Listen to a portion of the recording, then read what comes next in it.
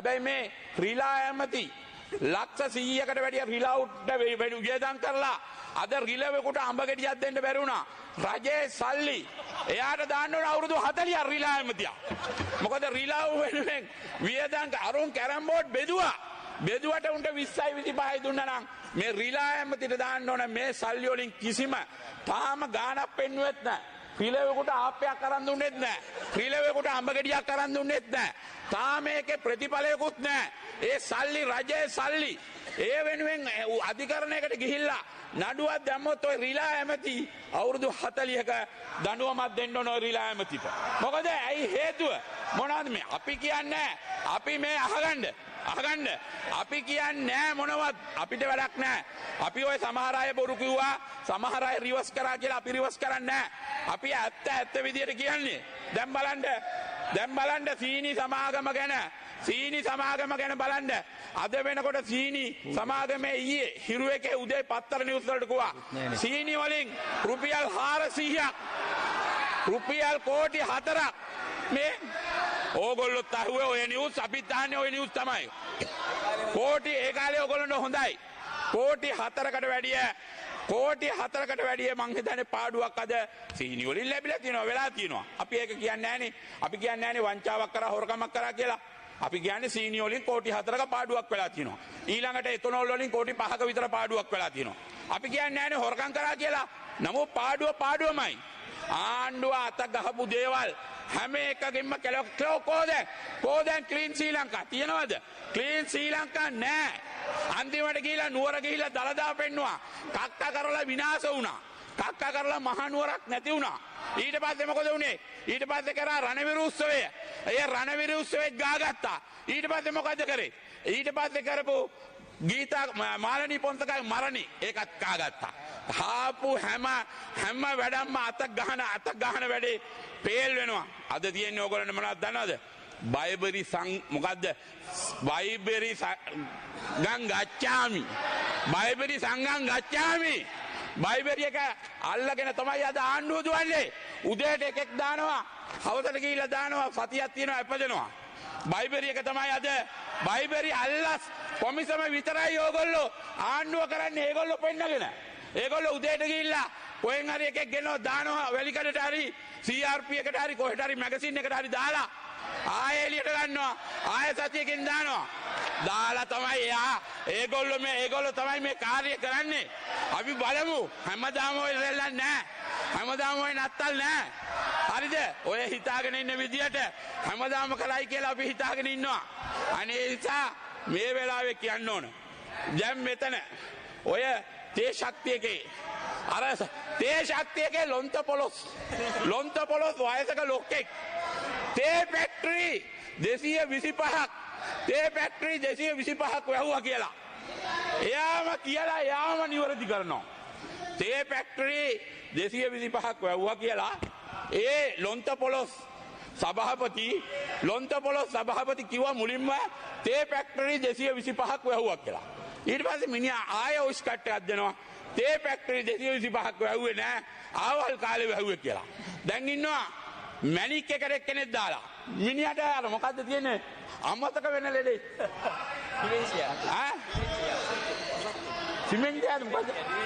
ඩිමෙන්සියා.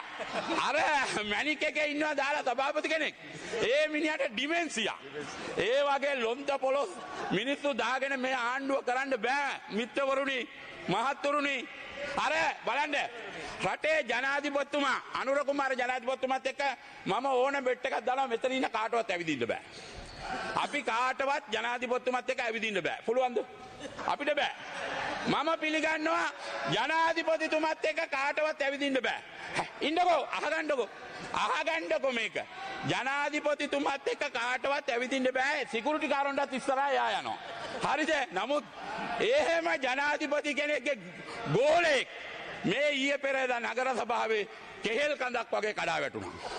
කෙහෙල් ගහක් කපපු ගහක් වගේ නගරාධිපති පුදපු ගමන් කාපි යකා කියලා.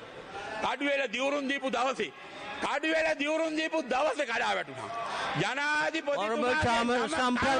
Honorable Chamber Sampath, you have 2 more minutes. කනවා මෙහෙම මිනිස්සු දාගෙන. ඒක නිසා ඕගොල්ලන්ට ඕවා කියනකොට දැන් සමහරු කියලා රිවර්ස් කරන්න ඇති. අපි රිවර්ස් කරන්නේ නැහැ. අපි බොරු කියන්නේ නැහැ. රිවර්ස් කරගන්න බැරි දේවල් අපි කියන්නේත් නැහැ. ඇත්ත කියන්නේ අපි. ඒ නිසා මේ ආණ්ඩුව ගත්ත වෙලාවෙ ඉඳන් පේල් වෙලා දැන් මොකද්ද කියන්නේ? දැන් ඉතින් ඔය කොහේ හරි එකෙක් අල්ලලා දාලා හවසට රූපවාහිනියේ ටීවී එකේ දාලා පෙන්නලා දැන් පොඩි චුන්නයක් ගන්නවා. ඕක හැමදාම කරන්න බෑ. වටගල ඇමතුමා චාම්‍ර සම්පත් ඇතුළට දායක. දැන් මේ කතා කරපු ගමන් ආයෙ බයිබල් එකේ තව ෆයිල් එකක් හදනවා මට. බලන්න මම රටේ මිනිතුන්ට කියන්නම් ලබන මාසේ ආයෙ මන් දානවා. ආයෙ දානවාමයි. මෙතන කවුද කතා කරන්නේ? කතා කරන මිනිහා අනිවාර්යෙන් දානවා. ඒක තමයි මේගොල්ලෝගේ සිස්ටම් එක. ඒක නිසා අපිට ප්‍රශ්නයක් නැහැ.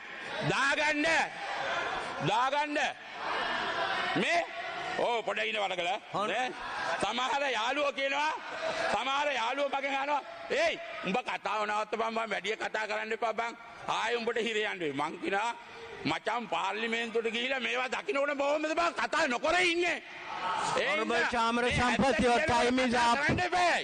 මේගොල්ලෝ කෙරින මේ පට්ටවල් බොරු මේගොල්ලෝගේ මේ ආණ්ඩුවේ මිනිස්සුන්ට මොනවද වෙලා තියෙන සෙතේ කිසිම සෙතයක් වෙලා නැහැ දෙයියනේ අධිකරණ ඇමතුමා ඔයිට වැඩිය වැඩ තියෙනවා කරන්න මිනිස්සු වෙනුවෙන් මේක මේ හිරේ දදා ලකුණු වරන් වැඩක් නැහැ ගන්න ඕන වෙලාවට ගන්න දෙයිය කියනවා ජම්පර් රන්දනවා ඊයේ කිව්වා මේ මෙතන ඔක්කොම ජම්පර් රන්දනවලු ජම්පර් ගෑනු කෙනෙක් කාන්තා මන්ත්‍රීතුමියා අන්දර ඇතුළට දාන්න. Honorable Chamra Sampath, you have exhausted your time. Can you please wind up? හැබැයි මේමයි දැන් ජම්පර් රඳින්න ඉන්නවා ගොඩක්. ඇයි ශ්‍රීලා ඇමතිට අඳන්න පුළුවන්. අධිකරණ ඇමතිට ජම්පර් අපිටත් අඳන්න පුළුවන්. ඊළඟට කවුද? ඇයි කූටලේඛන හදපු කතානායක. මුලින්ම කූටලේඛන හදකෝ ජපානයේ කාවත කොලේ. ජපානයේ කොලේ ආවේ නෑනේ. පළවෙනි කූටලේඛන හදපු කතානායකට ජම්පර් අඳන්න පුළුවන්. Honorable Chamra Sampath, ඒ වගේ your time is up. දැන් නඩු ගොඩක් අපි අවුරුදු 25කට හදපු නඩු වෙලාව විනාඩි 2ක් ඕන. හරිද? අපි අවුරුදු 70ක් දාගත්ත නඩු මාස 6ට දැන් ටික දාගෙන යනවා. මේවා දැන් අපි ලියාගෙන හදාගෙන පිළිවෙලට ඉන්නවා. මොකද වැඩියෙන්ම මම කියනවා වැඩියෙන්ම ඊළඟ කවදාරි දවසක වැඩියෙන්ම ජම්පරේ නැත්තම් වැඩියෙන්ම නඩු කන්නේ වසන්ත සමරසිංහ තමයි වැඩියෙන්ම මේ බඩු වලට වැඩියෙන්ම සම්බන්ධ මිනිස්සයා. අර ටයර් කම්පැනි මිනිස්සු එළියට බහලා කිව්වේ ඩීල් වසන්ත කියලා. වැලිගම ටයර් කම්පැනි මිනිස්සු එළියට බහලා කිව්වේ මොකද්ද? හැම නාලිකාවකම ගියා. ඩීල් වසන්ත අපිට එපා කියලා කිව්වේ. ඒක තමයි ඔයා තමයි වැඩියෙන්ම ඊළඟ පරිප්පු කණ්ඩ බලාගෙන ඉන්න ඔයා.